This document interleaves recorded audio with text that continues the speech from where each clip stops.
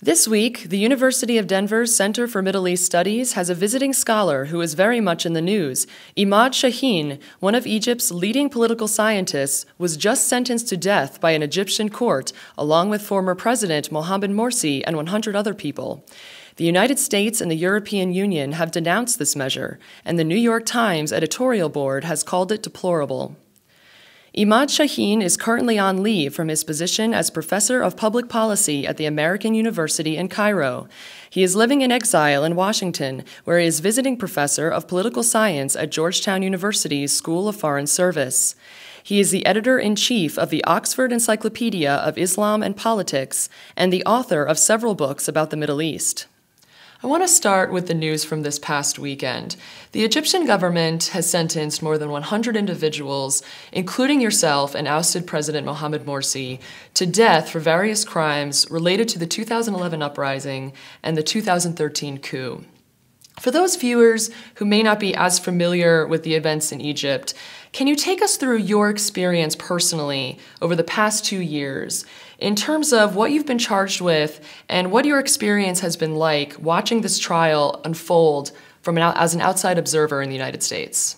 Well, over the past 2 years, the military-backed regime has been using the courts, the judiciary, as an instrument to purge and to suppress political opponents and dissent. So they have been using direct suppression against protesters, against opponents outside in the streets and in the public sphere, and also they have been using the courts as a way of sending messages to the Egyptian public and also to the outside community.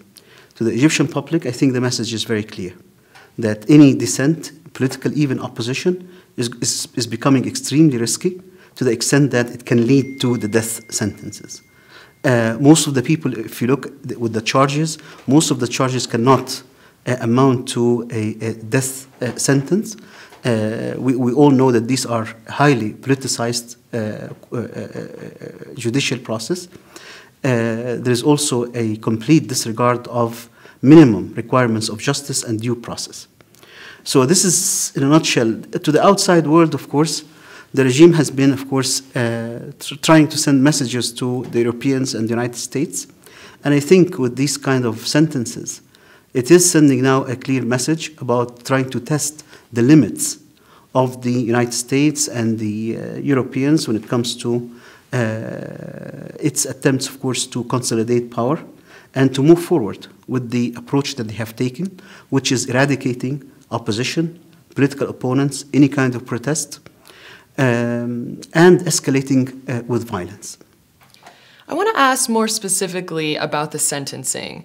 How did you feel when the sentences were handed down? And I ask that in both from a personal perspective, but also in terms of their impact on the overall state of Egyptian affairs.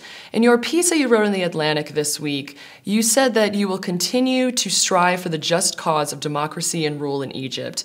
How do these particular sentences impact that effort? Well, I have to tell you, it didn't come as a shock because, the regime has been really acting irrationally for the past 2 years, especially when it comes to the possibility of allowing some room for political reconciliation, for a political opening, for including or for an inclusive process that can integrate other political forces into the process.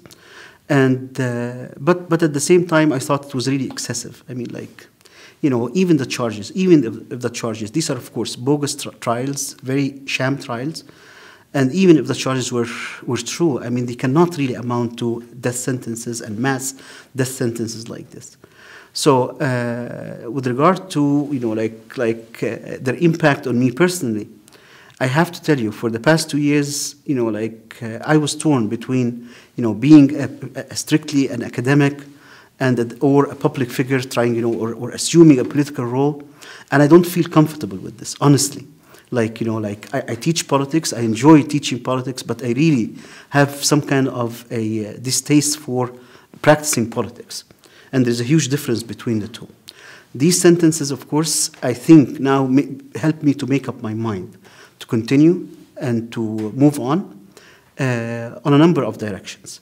One direction, of course, is to try to expose the atrocities that this regime has been committing, especially its massive violation of human rights and suppressing democracy and rule of law, and also with the Western circles in terms also of their, what I view as complacency and acquiescence to a brutal and authoritarian regime.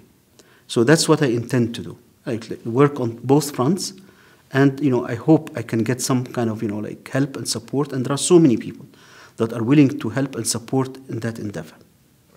You alluded earlier to the international response. I want to ask a little bit more about that. The EU and the United States have both come out publicly denouncing the sentences. The Speaker of the German Parliament recently canceled a meeting with President Sisi in response to the sentencing, as well as other human rights violations. I'm sure you're encouraged by these responses, but more action is needed.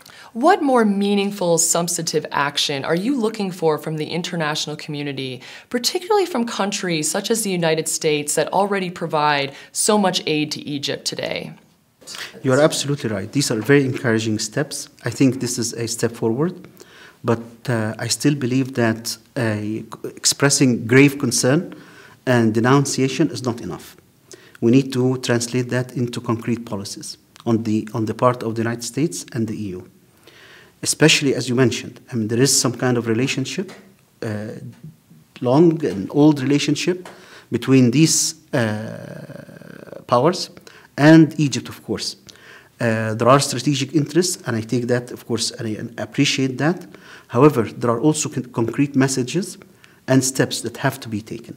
One of course, and all these steps or messages do not contradict the concern, European or Western concern about their security and strategic interests. One of them, of course, is simply to be faithful to the fundamental and basic human rights values and democratic values. When a coup occurs, the least is expected is to call a coup a coup. And this is exactly what happened in Egypt. Second, to refrain from rewarding military generals and coup leaders, especially when they start or when they fall into committing huge acts of human rights violation, like in the case of Egypt. What we see exactly is really surprising and ironic. We have here a military general who have violated human rights, have used rape. I think you have seen the most recent report, rape against female students and against opponents. He has committed acts of really crimes against humanity, as of course was recorded and reported in the Human Rights Watch report, one of the recent reports, and still this general is being rewarded. His Secretary Kerry describes him as General Sisi is restoring democracy in Egypt, and also President Obama decides recently to lift the arms freeze on Egypt.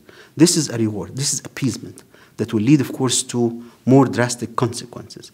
More importantly, it is the message that this is sending, like this kind of acquiescence and complacency, because it's simply validating the argument of the radical elements that keep saying to the youth, democracy is not the solution.